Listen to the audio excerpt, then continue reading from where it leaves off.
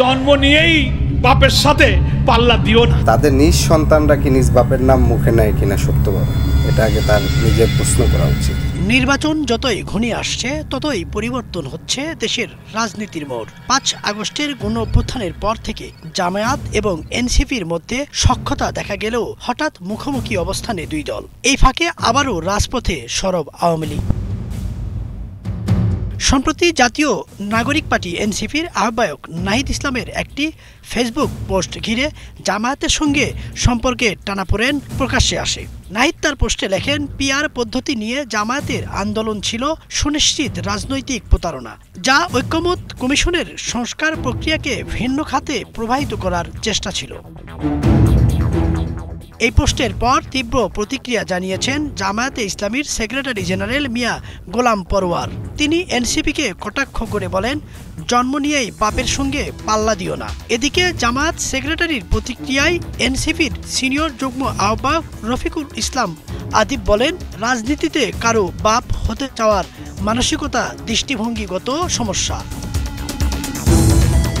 অপরদিকে চলতি সপ্তাহে দেশের বিভিন্ন স্থানে মুখোমুখি অবস্থান দেখা গেছে বিএনপি জামাত সমর্থকদের। কোথাও কোথাও সংঘর্ষেও জড়িয়েছে দল দুটি।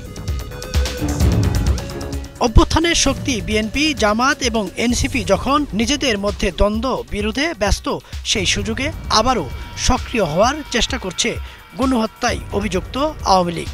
মঙ্গলবার নিষিদ্ধ এই সংগঠনটির নেতাকর্মীরা রাজধানীর অন্তত 10টি স্থানে ঝটিকা মিছিলের চেষ্টা করেছে বলে তথ্য পাওয়া গেছে। এসব মিছিল থেকে দলটির অন্তত 131 নেতাকর্মীকে গ্রেপ্তারের তথ্য জানিয়েছে Dhaka metropolitan police.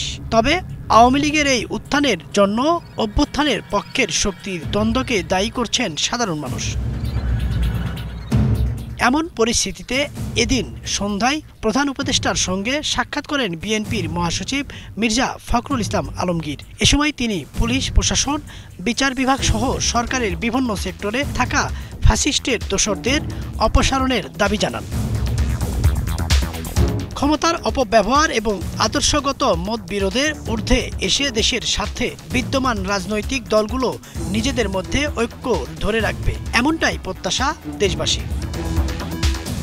Idris Alam, Bangla vision.